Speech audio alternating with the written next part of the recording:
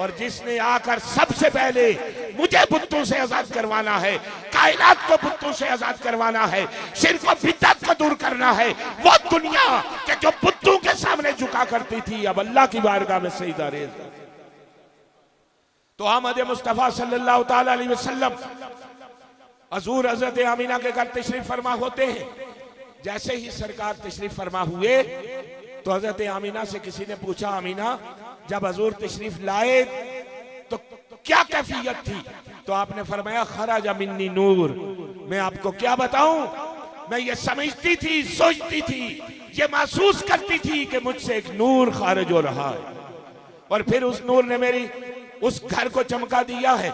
उस नूर की रोशनी इतनी थी कि मैंने उस नूर की रोशनी में शाम के महल्लात को भी देख लिया था।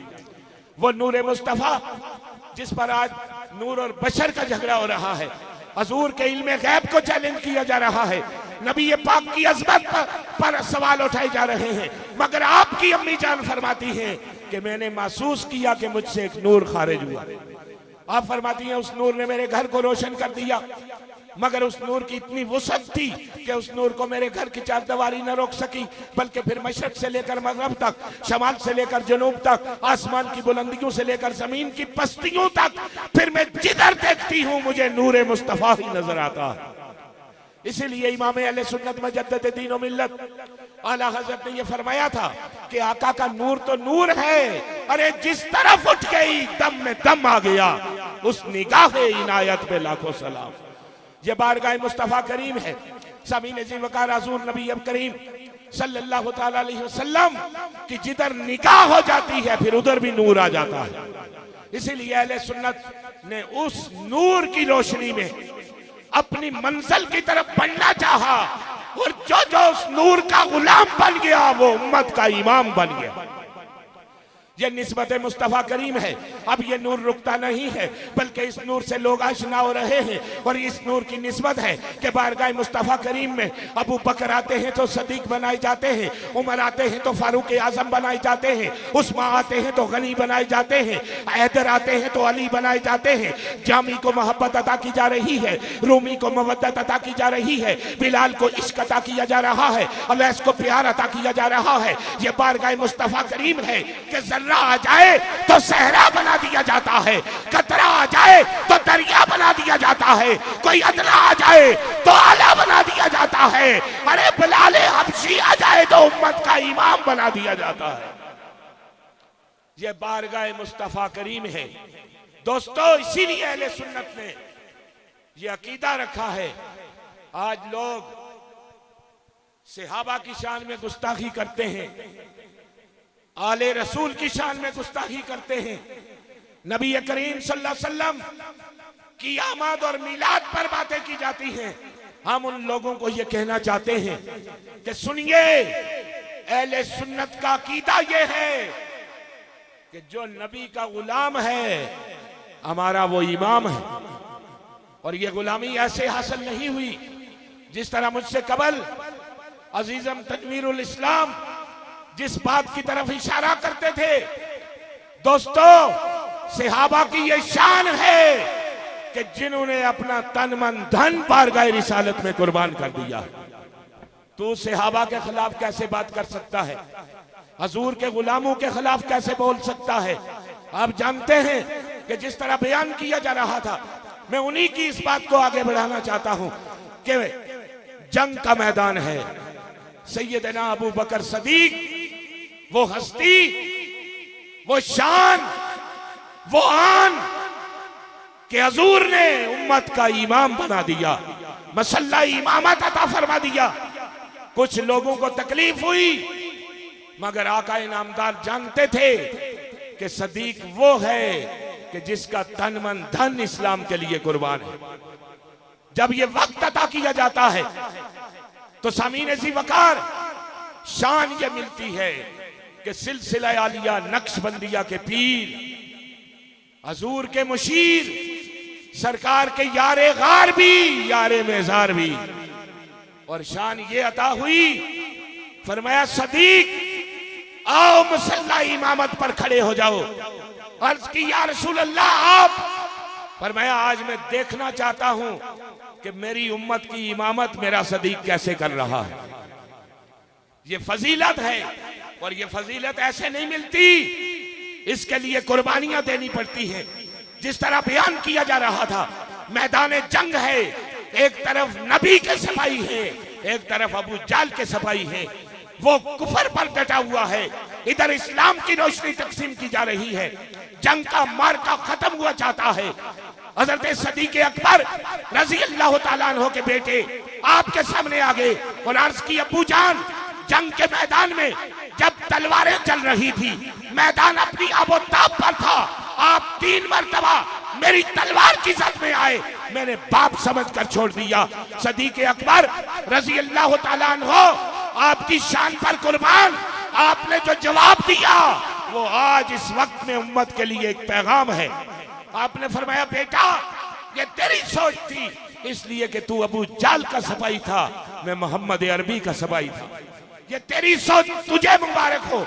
सुन, अगर तू मेरी तलवार की जद में आता तो मुझे कसम है अपने रब की कि मैं बेटा समझ कर न छोड़ता, हुजूर का दुश्मन समझ कर तुझे कत्ल कर देता।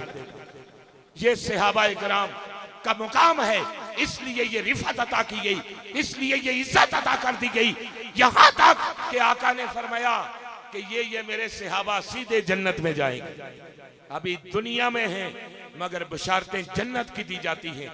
समीन सी वकार आप देखिए, हजरत उस्मान गनी मदीनतुल मुनव्वरा में पानी का एक कुआं था, यहूदियों ने मुसलमानों का घेरा तंग कर दिया। मुसलमान इल्तिजा करने लगे बारगाह रिसालत में कि या रसूल अल्लाह आप क्या करें, पानी तो देते हैं मगर तरसा तरसा कर। सरकार ने फरमाया कोई बात नहीं, हमारा अल्लाह कोई सबब फरमाएगा। सहाबा सलाह करते हैं कि ये कुआं कैसे खरीदा जाए। बारगाह मुस्तफा करीम में हुजूर ने फरमाया कि तुम में से है कोई इस कुएं को खरीद ले। तो दोस्तों, हजरत उस्मान गनी उठते हैं बारगाह रिसालत पाक में, अर्ज करते हैं, या रसूल अल्लाह अगर हुक्म दिया जाए तो उस्मान इस कुएं को इस्लाम की खातिर खरीदने के लिए तैयार है। इस्लाम का वो दौर कि जब इस्लाम का इब्तदाई दौर था, अवाइल का दौर था, तो सहाबाए किराम कदम ब कदम बारगाह रिसालत के फैजान से हुजूर के कदम ब कदम चलते रहे, इस्लाम को फैलाते रहे। इसीलिए आका ने ये मुकाम अता फरमाया ये मेरे जो सहाबा है ना, इनमें से ये जो लोग हैं इन्हें मैं बशारत देता हूं कि अल्लाह ताला इन्हें जन्नत अता फरमाएगा। और मुकाम क्या दिया जाता है, तू सहाबा की बारगाह में गुस्ताखी करे, इससे कबल तुझे सोचना चाहिए। आका अलैहिस्सलाम की बारगाह में जब हजरत उस्मान गनी ने उस कुएं का सौदा किया तो सरकार खुश हुए, हुजूर का दिल खुश हुआ। अपने सहाबा से फरमाया, सहाबा आज उस्मान उम्मत मुसलमा के लिए कुआं खरीद रहा था, मैं अल्लाह से इसके लिए जन्नत को खरीद रहा था। इसलिए हम कहते हैं कि आओ, अगर समझना चाहते हो इस्लाम को तो फिर एक एक जुज को छोड़ो, कुल के कुल को समझ लो।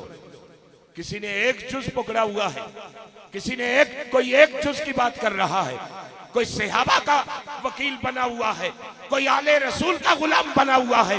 हम उन्हें कहना चाहते हैं कि आओ इस्लाम के दामन में आ जाओ, अहले सुन्नत के अकीदे को कबूल कर लो। यहाँ सहाबा का प्यार भी मिलता है, आले रसूल की गुलामी भी मिलती। नाराए तकबीर, नाराए रिसालत, नाराए रिसालत, सैयदी मुर्शदी, सैयदी मुर्शदी। यहाँ सहाबाए किराम की मोहब्बत और आले रसूल का प्यार अहले सुन्नत के अकीदे में है। हमारे पीरो मुर्शद फरमाते हैं कि सुन्नी नबी दे प्यारे, पीर सैयद सरवर शाह गिलानी रहमतुल्लाह अलैह, सुन्नी नबी दे प्यारे, चलन अली दे इशारे, इको जे यार चारे, ओलियावा दे पतंग। फरमाया ये अहले सुन्नत की शान है कि हम हर एक को वो मुकाम देते हैं जो आका अलैहिस्सलाम ने मुकाम अता फरमाए, जो मर्तबे अता किए गए हैं। और यह अहले सुन्नत का ईमान है जी इस अकीदे में हमारी जान है और ये अकीदा अहले सुन्नत की शान है। सामीन जी वकार हजूर नबी करीम सल्लल्लाहु अलैहि वसल्लम का मीलाद, इसी का नाम मिलाद मुस्तफ़ा है। हजूर की आमद का नाम मिलाद, हजूर की मोहब्बत का नाम मिलाद, हजूर की चाहत का नाम मिलाद, हजूर की अजमत का नाम मिलाद, हजूर की नबुव्वत का नाम मिलाद, सरकार की रिसालत का नाम मिलाद, इसी को मिलाद कहते हैं। कि आका अलैहिस्सलाम हजरत आमीना के घर में तशरीफ लाएं तो मिलाद बनता है। सरकार दो आलम अल्लाह की तौहीद की दावत दे तो मिलाद बनता है। अल्लाह की वादनीयत को बयान करें तो मिलाद बनता है। हमारे आका आमीना के घर में रहें तो मिलाद है। हजरत दाई हलीमा सादिया सरकार दो आलम को सीने से लगा ले तो मिलाद बनता है। हलीमा की सवारी पे सवार हो जाए तो मिलाद बनता है। हलीमा के घर में कदम रखें तो मिलाद बनता है। वो हलीमा कितने मुकद्दर वाली थी कि कुल्ली माई हलीमा दी सी कखा दी रखिया कदम सरकार ते हो गई लखा दी। जिस कदम की बरकतों से अल्लाह रब्बुल इज्जत अता फरमा रहा है, ये मिलाद मुस्तफ़ा है। हमारे नबी मक्के में रहे तब भी मिलाद है, मदीने में रहे तब भी मिलाद है। सदीक को सदाकत अता करें तो मिलाद है, उमर को अदालत अता करें तो मिलाद है, उस्मा को हया अता करें तो मिलाद है, अली को शुजाअत अता करें तो मिलाद